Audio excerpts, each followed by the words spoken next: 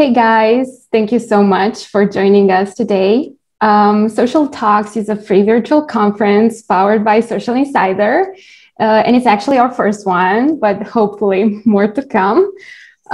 It's mostly dedicated to social media managers, but if you're a social media lover, then we bet that you'll enjoy it as well.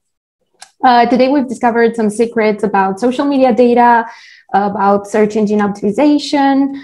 We've learned what it means to be creative on social. And now it's time to talk about the art of podcasting. So let me introduce you to Nicole. Nicole Holland is a business growth advisor and investor who helps companies amplify their reach, reputation, and revenue.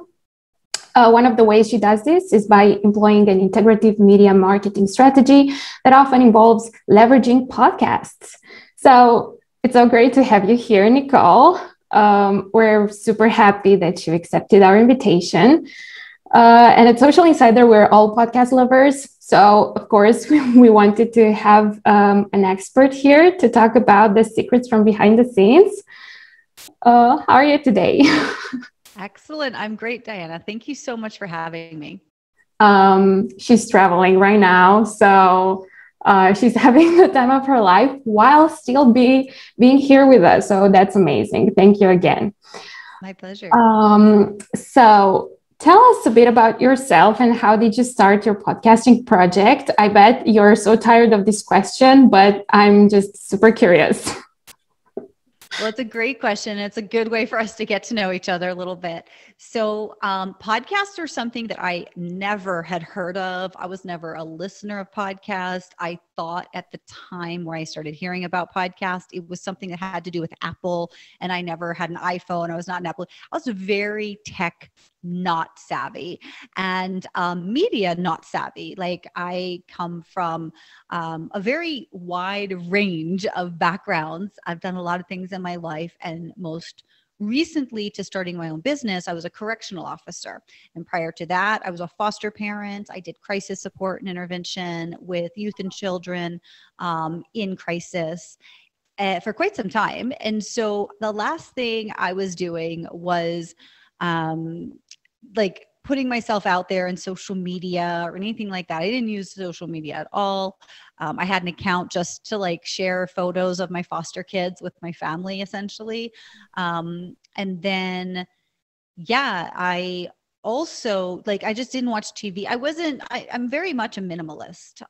Always have been, still am. And like you said, I'm having the time of my life traveling. So now I'm full-time nomadic. I travel by van with my 2 cats all over the United States and camp and all of that. So for me, the idea of a podcast didn't make any sense. I didn't understand in 2015 why people listened or anything. But what I did know is that people were using it to grow their businesses. And so I had hosted my first summit in 2015, and it was called the Business Building Rockstar Summit. And I endeavored to bring together expert marketing specialists from different modalities of marketing to help entrepreneurs best use that form to grow their business. Well, in my summit, I interviewed a man by the name of John Lee Dumas, who at the time was really the pioneer, in my opinion, of people understanding that podcasts could be used for business growth. And he wasn't the pioneer of podcasts, and there had been many podcasts before his, but he found a way to teach podcasts as an authority and give people a formula widespread to where they could get their message heard. After the interview that I did with him on the summit about podcasts, he had told me, you're pretty good at interviewing. You should do a podcast. I thought, no, I don't know what that thing is. Like, this is really for other people's benefit. But, after a little while, I thought, man, I'm always busy. I'm getting started here. And this guy is making, 6 figures a month talking to other entrepreneurs. Like, he knows something that I don't know and I don't get. So let me put that on the back burner. I put it on the back burner. finished off my summit, and then went back to him and I said, hey, tell me more about how you can help me with podcasts, right? And he recommended that I join his program, of course, and I did, and I learned it, and he made me set an ambitious date. So we set the date of March 21st of 2016 to launch what was then called the Business Building Rockstar Show, same branding as my summit, which now is the Nicole Holland Show. And that's how it started. I had great conversations with a number of fascinating business owners, entrepreneurs, and experts during the summit who were more than happy to come back and be interviewed on my podcast. As well, during the summit, I built tons of relationships and received some earned media that I knew nothing about at the time. And so I had a lot of people interested in being interviewed by me. And so that was the start. That everything kind of snowballed and went crazy from there, but that was where it began. That's amazing. I love the word rock star that you integrated in the name. That's really rock starring of you. So I love it. Okay. So quick question, but it can definitely have multiple answers. Why podcasts from multiple points of views? Sure. Well, again, I started in podcasts because of that Genesis story. And it just kind of was fun. I didn't see it as I didn't have the clear path to monetization, which is what most people don't have. When they start their podcast, they're following sort of a playbook that's been done before, the build it and they will come. Well, as business owners, we know that is not an effective way to start a business, and it's not sustainable. And generally, people burn out and close down. And that's what happens with podcasts as well. That's why most podcasts never get past episode 7. And then the ones that do, usually around 20, they're done. So following this sort of strategy of build it and they will come, and then you monetize, is the long, strenuous, stressful way to do it, just like in starting a business. And so what I realized was once I had it going, once I was doing the podcast, I realized it would be much wiser and more strategic and easier if we started with the end in mind, which is making money through the podcast, building our visibility and our credibility and our relatability through the podcast, right? And so when I took this different approach and I recognized, okay, people are failing because they're starting off completely wrong. It's kind of like if you build a house, right? You can't build a house on top of the ground without pouring a foundation. If you do, you've got sticks and bricks just loosely standing on top of each other. They're going to crumble. They're going to fall down. Something's going to happen and everything's going to get out of whack. But if you actually plan it out with an architect and a contractor, a builder, professionals who know what the heck they're doing, and you build out your ideas under the way that they say, okay, I hear your idea, I see your idea, I understand your idea. Now, because of my expertise, here's how we can make it happen. I was like, whoa, that's what needs to happen, really. And people start podcasts, it's an expense. You know, there's plenty of ads out there and people will say, all you need is a microphone and a cell phone and earbuds. That's not true. Can you start a podcast that way? You can. Should you? Absolutely not. Even if it's just a hobby and you're not trying to make money. There's so many little details that go into podcasting and building an audience, building a platform. That's another thing. A lot of people just want to rush to market. They just want to get out there and get their podcast and talk, but they have no idea who they're talking to. They don't have an audience. They haven't curated that platform yet. So, I find it fascinating. I find it heartbreaking that so many people do it the hard way, the wrong way. I'm going to say wrong. I did it the wrong way because I didn't know any better. But once I figured that out, Well, then things changed. And so now I help people create what I call podcast gold mines that are specifically intended to make money for the company that does the podcast, or for the coach, or for the entrepreneur who's doing the podcast. We build the podcast specifically to grow the business. And so I think that's really exciting, and we can have a lot of fun with it. And there's so many different ways that you can do that. One of the really cool things that's happened, since the coronavirus, especially, is podcasts had been growing, but now everybody knows what a podcast is. You turn on any TV show, they are all talking about the podcasts they listen to, the actors, the characters.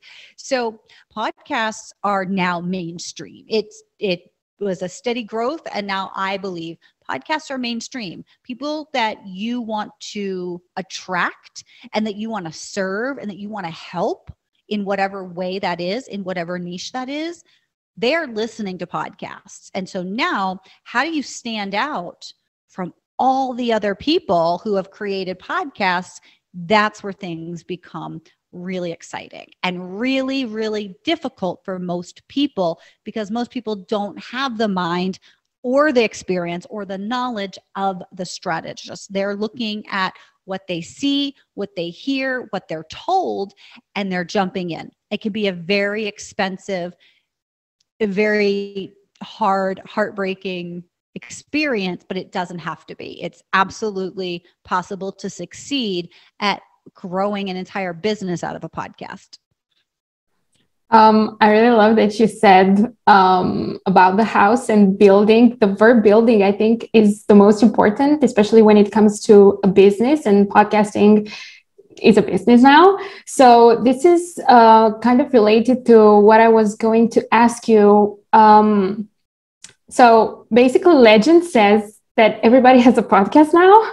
So how can you be unique? How to provide your listeners with something to find valuable? Great question. So obviously not everybody has a podcast, but podcasts are everywhere. And people have jumped into podcasting because they can. There's like no barrier to entry. You can start a free podcast literally with your phone. You don't even need it earbuds. You can just talk into the phone, right? So you can do it for $0 and zero effort. And that's fine. You can, but you're going to be hard pressed to excite, inspire, educate, inform, and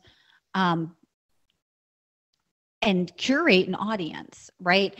And for people to take the time, just because you have something to say that you think is important, doesn't necessarily mean that other people think it's important to listen to you. And then here's a really, really simple thing that makes so many podcasts fail that have great content. They don't understand their listener. They don't understand who their listener is, what motivates their listener, and why they're tuning in. They don't understand that audio quality matters. It matters. There's going to be people you can just to, and they're going to be like, but if you want to actually attract people who are going to become fans, super fans, who are going to listen to everything you say because they trust you, they feel like they know you, they like you, you cannot have bad audio. It just doesn't fly anymore. And so you can see here, I'm using a microphone. My earbuds are plugged into the microphone at the bottom, and that's so that I can hear what I sound like. I can hear what you sound like. And so that way I have an understanding of our audio a little bit. But also this isn't picking up all the background sound. And if I were to talk over here, you probably can't hear me very well. Whereas if I talk right here, I probably sound pretty sexy, right? And the cool thing is it doesn't pick up a lot of background. So even though I'm in an office where there's music playing right now, there's other people on either side of me, there's people outside of the door, there's conversations going on, you don't hear that as the listener. And that is super, super important, and one of the fastest, easiest things you can fix just by getting a microphone. That's a good point. A really good point. You're the expert here, so we're here to learn from you. So from your experience, do people respond better to a certain type of episode? Of course, it depends on the subject, the type of podcast you have, but did you find any type of algorithm, if I can call it like that? So I'm a big fan of algorithms, but that's the beautiful thing about podcasting, in my opinion. There's some technical things that we can, especially, you know, what you guys specialize in within like search, SEO, stuff like that. We can measure data that comes from the podcast. However, what we can't do is know in advance how people are going to respond. We can only make hypotheses, right? So that's why it's super important to know who is your audience and bring your audience in before you start. So this is something I see all the time, and it's not a great way to do it. A lot of people are just anxious. They have this idea. They want to get it out there, minimum viable product. Well, that's great when we're talking about making sure we can take something to market. However, when it comes to podcasts, your audience is the money, right? So you need to know, who are you talking to? What do they care about? What does their schedule look like? Are they people who are commuting? Are they not commuting? Are they listening? When do they listen? Do they listen at night before they go to bed? Are they listening during their morning workout? Are they listening while they're doing laundry and running errands? You need to know who you're talking to in order to make those kinds of best guess decisions. And then you need to run the show for at least 90 days to get the data to show, okay, here's how people are responding. And the easiest thing to do, what nobody wants to do, is actually talk to your audience. Get feedback. There's so many podcasters out there who simply are putting out content, out, like billboards, right? Advertise. That is not what moves the needle. Engagement is what moves the needle. So when we can find the people who we most want to serve, we find out what matters to them. What does their lifestyle look like? What do they care about? Do they want an escape? Do they want information? What is it that they're looking for?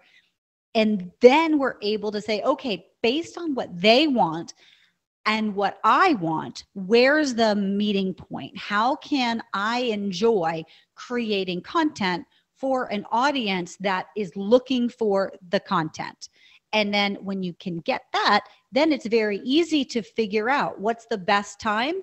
Depends on their lifestyle. Who's your audience? Should it be 5-minute podcast? Should it be an hour and a half podcast? Should it be a solo cast where you're just talking? Should it be a banter cast where you have multiple hosts? Or, even if should it change? Should it always be the same? Like, you've got to figure out what you want and what they want and create the perfect alignment. And when you do, it's very easy to grow your podcast. It's very easy to grow a listenership, and it's very easy to monetize. But again, it starts with the foundation first, knowing what you want to achieve, knowing who your audience is, knowing why you're creating the podcast in the first place, and knowing what, being able to be humble and being able to take feedback is huge. And a lot of people who create podcasts, they don't want that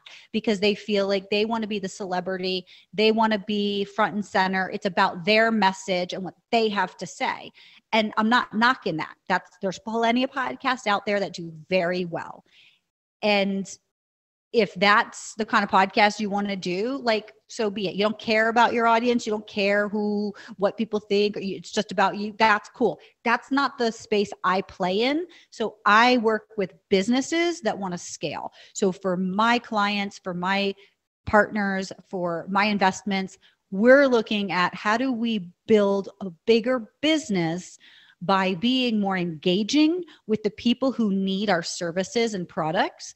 And how do we inspire them to come further down the rabbit hole with us? How can we give more value and get loyal fans for life, for not only the podcast, but for the business? Does that make sense? Yes, perfect sense.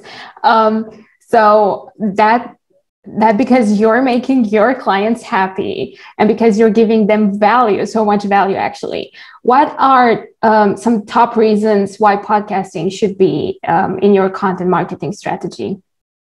Sure. So if you have a business, and again, this is that's where I play. So, if you just want to make a podcast, that's cool. I'm not your guru, that's for sure. But if you have a business and you want to scale that business, then having podcasts as a part of your integrated strategy is the fastest, cheapest, and most effective way, in my opinion, to engage with the people who are opening up their wallets to you. Right? It is whether you are sponsoring a podcast, whether you are creating your own podcast, whether you are guesting on other people's podcasts as an expert. These are all different ways that we can leverage podcasts and the industry and the level of interest right now to put it into the growth strategy of the company, of the content marketing strategy of the company. I'm not sure if that answered your question or not. No, I believe it did answer, but related to that, how do you get people in your podcast? Because you said something about guests and hosting the podcast. So how to get people in your podcast, and then how to get yourself invited to a similar podcast? Because we have problems with this in a way. We have our own podcast here at Social Insider. So we realized that this is a big problem. So how are you managing this? So I really appreciate you sharing that that's a problem, because most people don't. Most people want to put on a brave face and they just want to say everything's swell, and they'll pitch people. They'll go, okay, we want to have these people on our show. And so then they do things like send out invites to complete strangers that they have no relationship with. That's spam, basically. They will, it's about what they want. But the influencer or the expert or the person that you want to have on your show, their time is extremely valuable. So if you don't understand what's in it for them, and just being on your show, I promise you, is not the value add. It's amazing. The amount of people that pitch, that have no idea who I am, what I stand for, who my audience is, what they care about.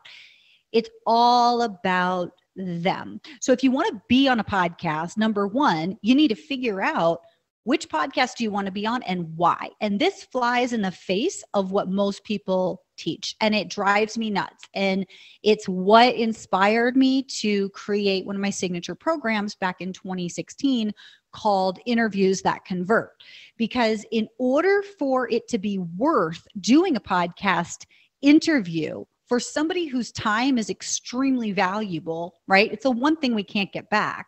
And if we're not valuing our time, then what value are we to the audience? So for a podcast that's like, hey, I just want to get people on there, you're not going to get the people that are going to help move the needle forward for you unless you figure out what matters to them. So you figure out, who do you want to have on your show? Why do you want to have them on your show? What value, real value to them would being a part of your world add, right? And a lot of people think, they'll go pitch and, they're getting maybe 40 downloads a month.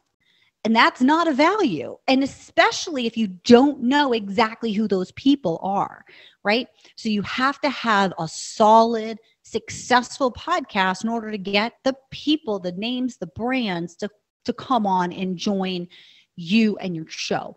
When you want to get on a show, you've got to figure out what the host wants. You need to figure out, and you don't just pitch everybody, because you never get a second chance to make a first impression. And there's times where we all make mistakes and we all put our foot in our mouth, stuff like that. But when you make it a part of your process, and a large segment of people that are trying to podcast guests do this, because this is the bad behaviors that are taught by the loud gurus with all the fans. It's a numbers game. It is not a numbers game. It is a human connection game. It is a building your network, building your relationships, adding value, and continuing the relationship. When somebody is putting you on their podcast or summit, like right now, the people who are watching this, they don't know me.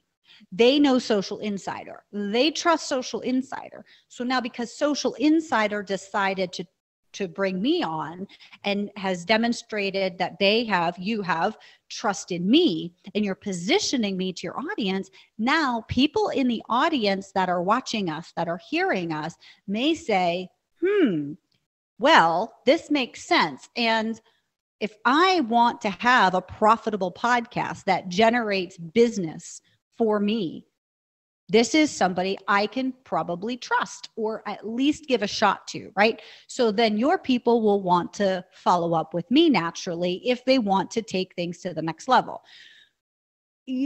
When you are, as a host, right, extending your trust with your audience, you're extending your platform, you've got to be getting something from me as the guest.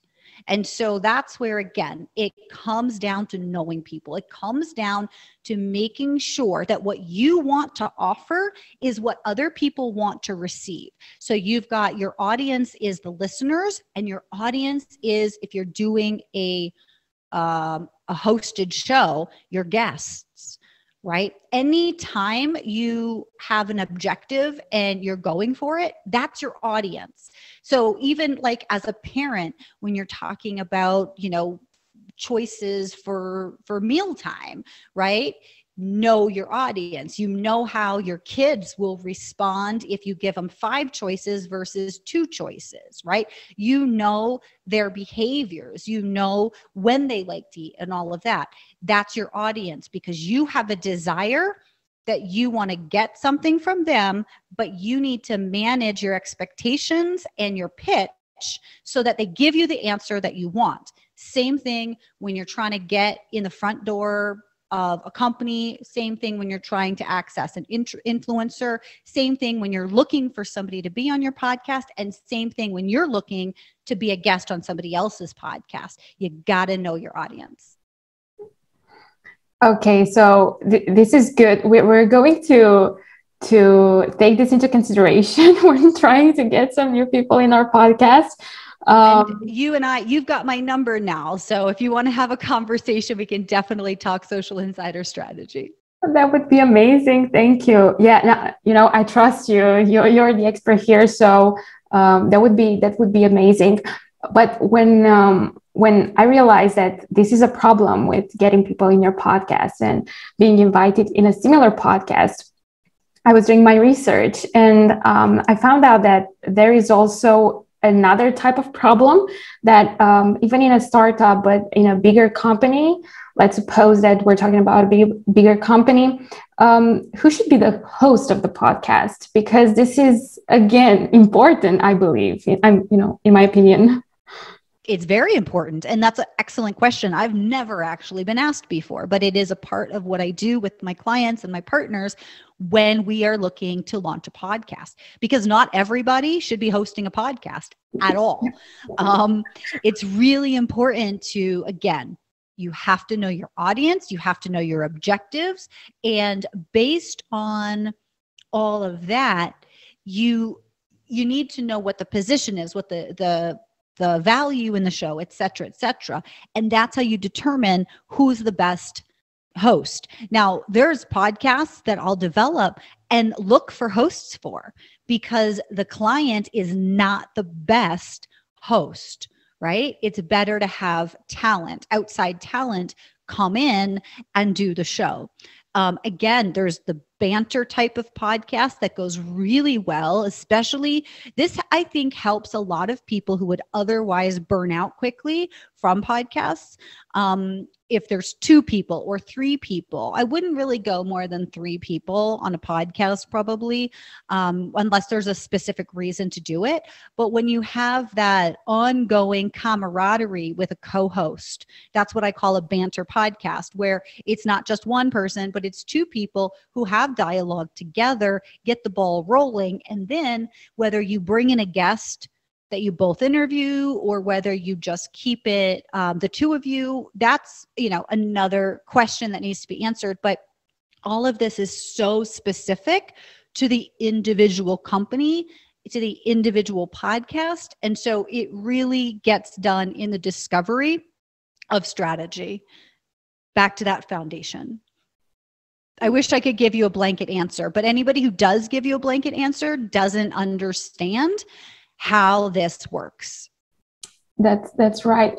So this is, being from your own experience with your clients, this makes total sense now.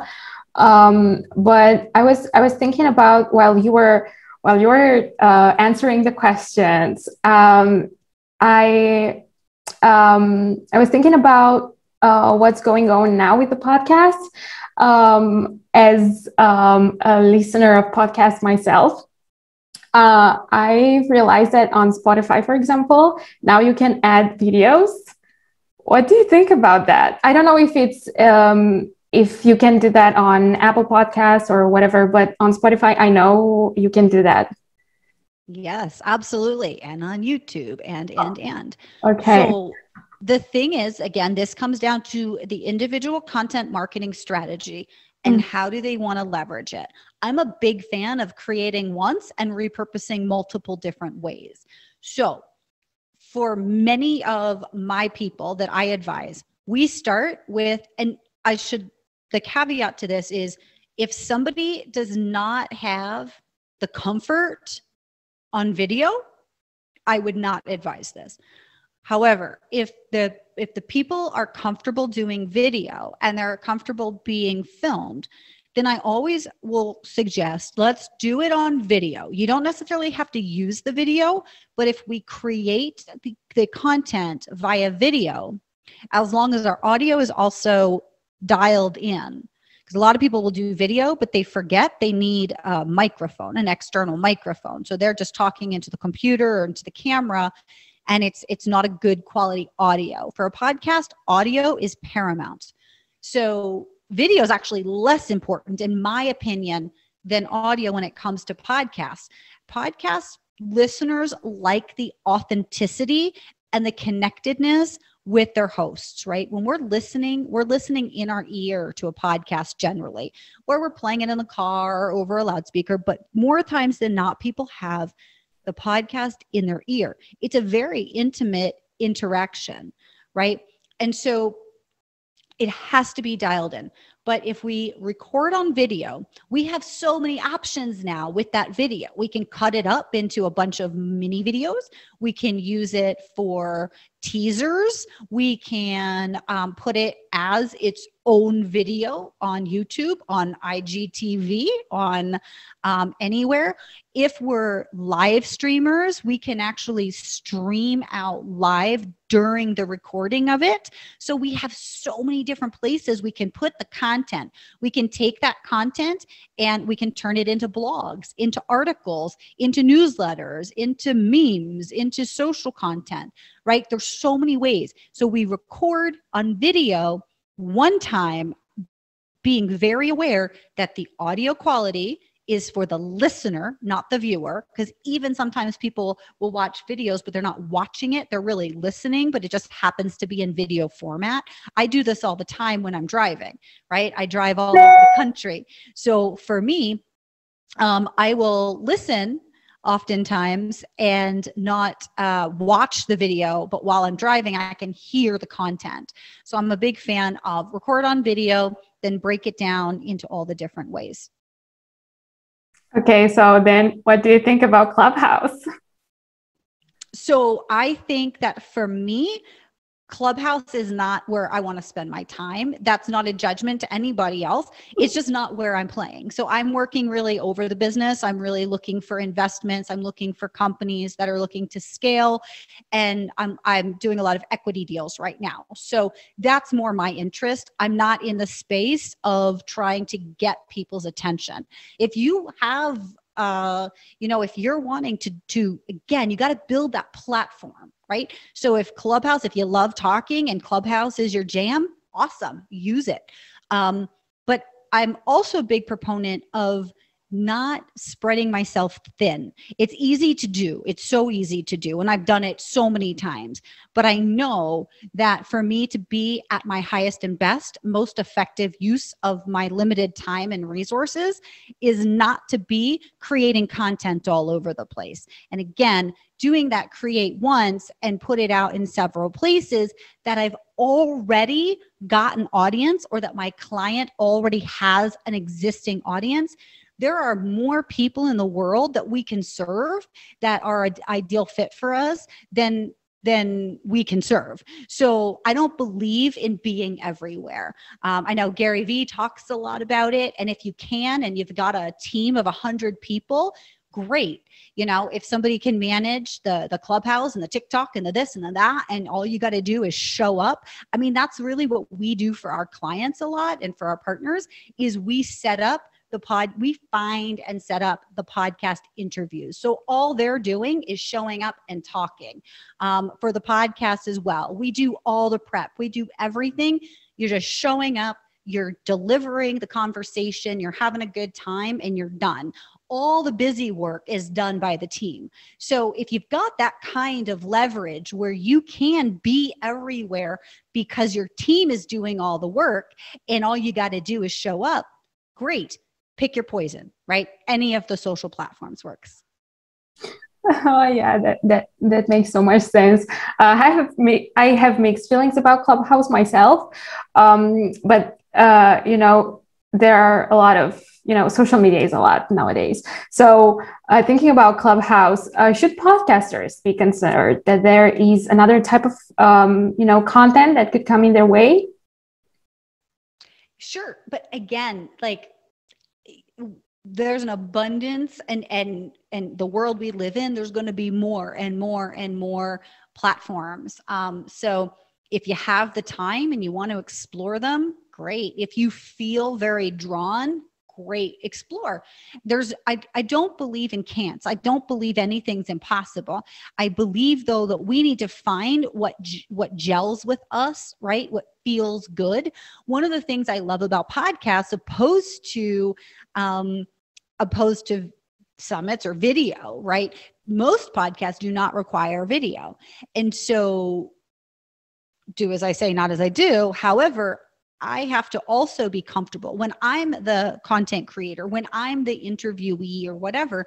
I much prefer being able to just do it from the audio without having to be on film. So for me, as I travel, and this is my lifestyle, to meet with you today, I'm renting an office. Mm-hmm. So I got lucky that there was actually a co-working space in the town and that I was able to rent an office.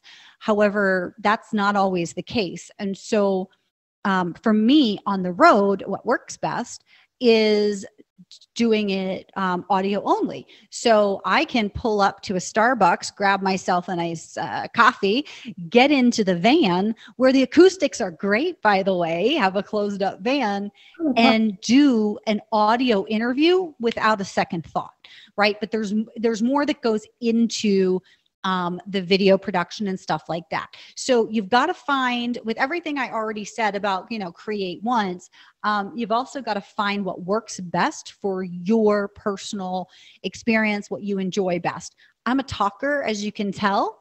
I love engaging with people. I love helping people. I could literally have a conversation all day long and not get bored if it's something that I'm interested in. So that's one of the things I really like about podcasts, is that we can do it without having to do makeup or hair or anything like that. We can do it literally from anywhere as long as we have good audio quality and a good connection. I actually carry 2 cell phones with me everywhere I go, just in case one doesn't have great service, that I have the other one. And yeah, that's, so for me, that's that. With Clubhouse, I'm not familiar enough with the platform to make an intelligent comment about it, other than to say, to me personally, now this is Nicole, not, but this is me as a human being. I don't like noise. I don't like busy. I'm in Wyoming right now, camping with the bisons. So I like peace and ease and quiet and flow. So for me to go into a space that's very crowded and requires hustle just doesn't feel good. So for me, I don't do it. I focus on what I can control and do in a way that feels good to me. And then, leverage that. And people can build great companies without a website. You don't need a website. Even though people say you need a website, you don't need a podcast. You don't need to be on all the social channels. You really don't. I think the most important thing for all of us as human beings is to be more of who we are, because the more we're in touch with what feels good and what doesn't, the more we're able to create a deeper sense of joy, peace, and freedom in our lives when we honor what feels good and who we are. So I would say that's probably my biggest takeaway. If I can leave everybody with something, it's to really focus on what feels good to you internally, opposed to thinking, okay, I've got to be everywhere, I've got to do all the things. And then have fun, try things, experiment, release the attachment to it having to be a certain way, and allow yourself to, again, engage with your audience, no matter what platform you're on. Get to know the people you want to serve the most, understand them at a deep and personal level, and you can never go wrong. I love it. I love that you talked about the ups and downs of podcasting, and I can tell you're super passionate about it. I can feel the love through the screen. And from your experience or from your clients' experience, a big disadvantage of podcasting would be what? I think that people, including myself, get caught up on the idea of having to do it forever and the consistency. And that's what I was taught. And it's not sustainable for me. I don't think it's sustainable for most people, which is evidenced by how many podcasts stop. It's hard. It's hard work. If you're not, again, when you have the best chance for success when you build from foundation up and you take on an advisor like me, or somebody who actually understands how to tie in media in a way that is authentic and easy and fun for the creator, as well as that it's actively moving the business forward. Because nobody wants to have an expense, right? It's an investment. It's an investment to put out upfront to say, okay, we know that we have this sales funnel that's working really well. We know our numbers. We know what it costs to acquire a client. We know what our churn is. We know all of these numbers and these things. Where our sticking point is in lead gen. Not enough people know about us. If we had more leads coming into our sales funnel, we can predictably, because we know our numbers, we can scale to XYZ, right? We know, because we've proven our process for sales and support and deliver all the different things, we know if we had this many more leads, we can expect this much more revenue. So that's where it's like, okay, stop. Don't waste your time creating a podcast and trying it out and figuring it out, because now your attention is taken away from your sales cycle, and it's in this thing that you don't have experience and knowledge about. You're trying, you're learning, and learning is expensive. When you bring somebody in to consult and to develop your strategy, then you have a better than average chance of actually executing in a way that it does exactly what you want it to do, that it brings in the leads that you can execute. Too many people, I think, try and do too many things and try and figure things out. And there's a time for that. When we're starting, we're scrappy, right?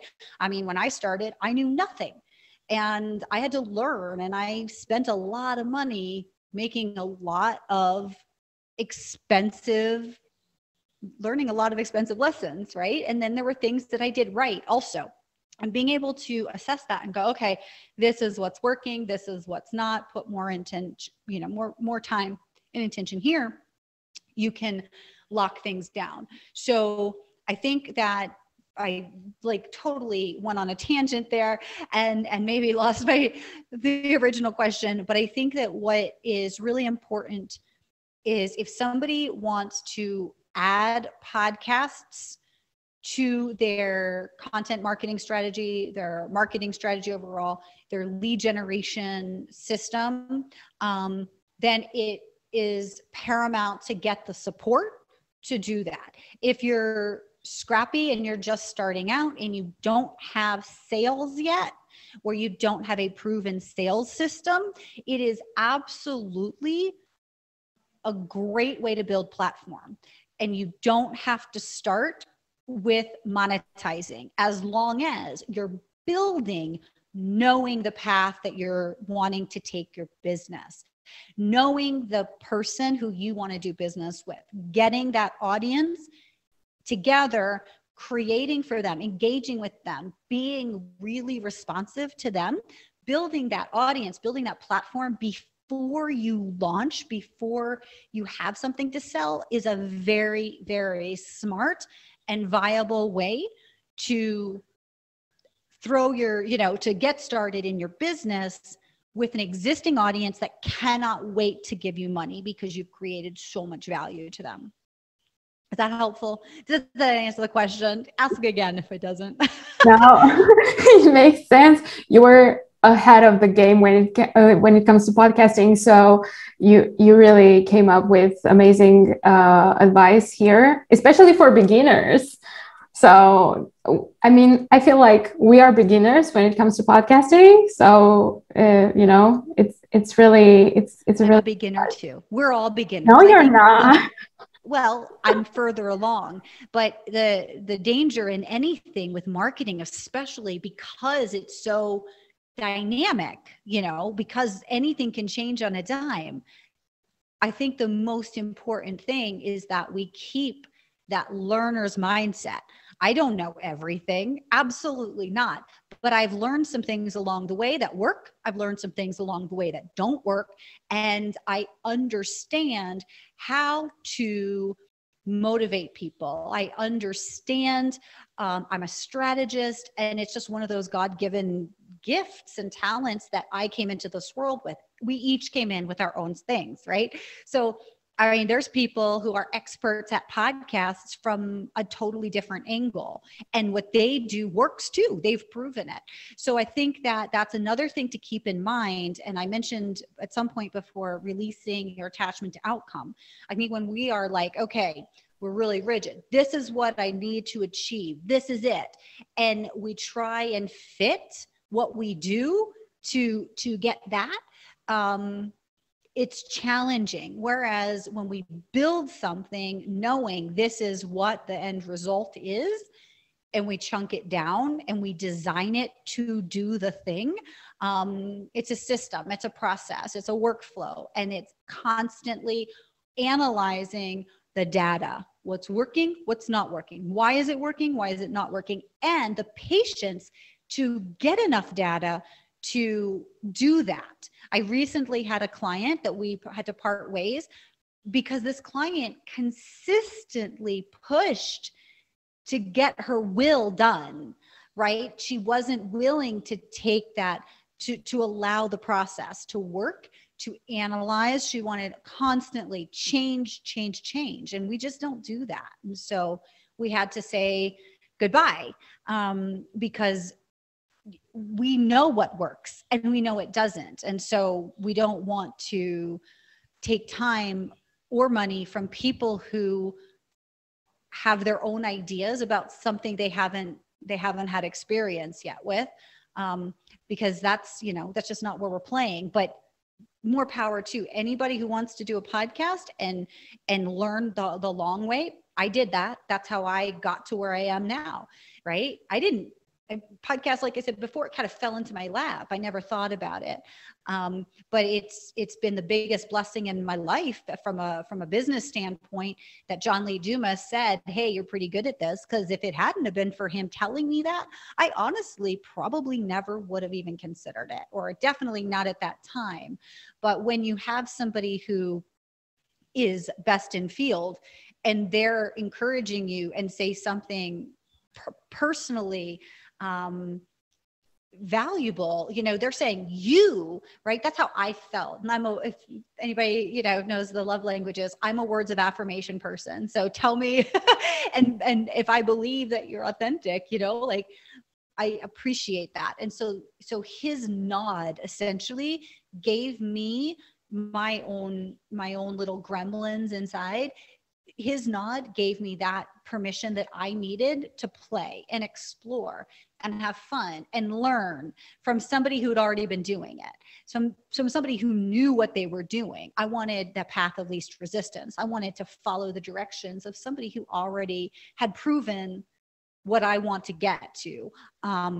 And then, from there, once I learned the basics, then I was empowered to go my own direction. And that's, I think, what everybody is. So we're always, I feel like the biggest danger is to not always be learning and not always be open to how can we improve our own process. Constantly, I get things from different sources, different inspirations, different experiences that I bring into what I do and how I live, and I test it out, and I'm not married to it. If it doesn't work, it's okay. It was fun for, it was a learning exercise. It was interesting, whatever.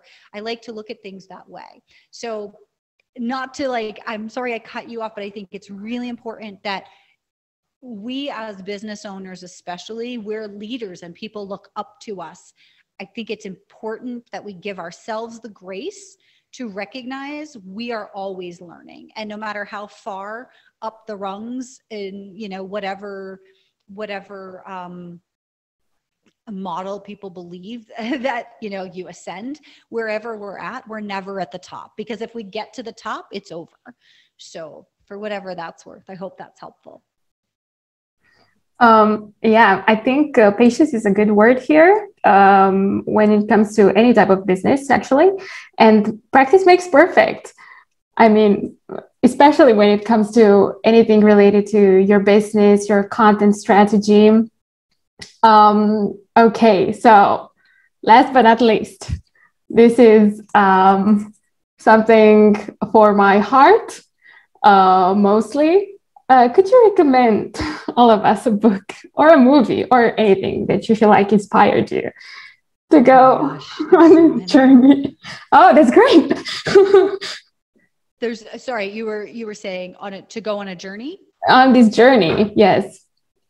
This journey being my nomadic lifestyle or podcast, or both. What you were talking about? Both. You can do both because I love traveling as well.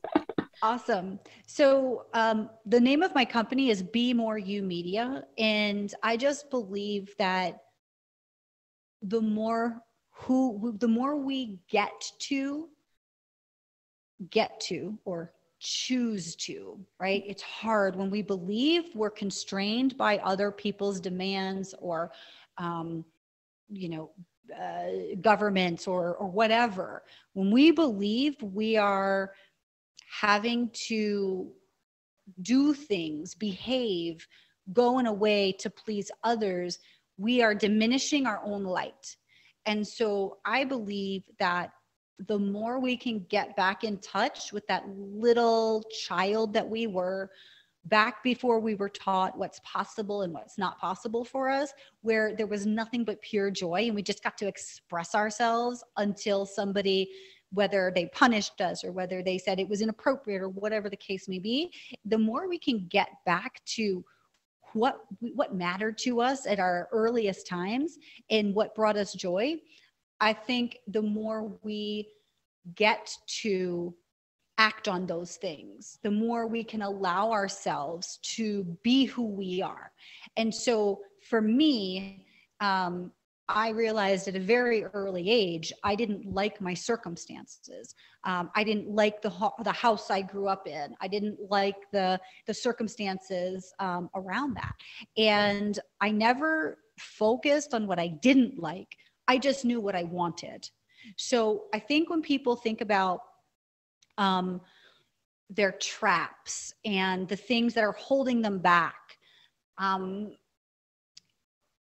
if they can reframe the language they're telling themselves, and especially the language they're using to tell others about their woes, from, even to get to, right? Like, I've got to work today. I have to go and work today, to saying, I get to work today. And the cool thing about that is by working, I am, whatever the outcome is, right? I'm earning money, I'm saving money so that I can travel full time one day, or I get to go to the doctor today because I am prioritizing my health rather than I have to go to the doctor because something's wrong, right?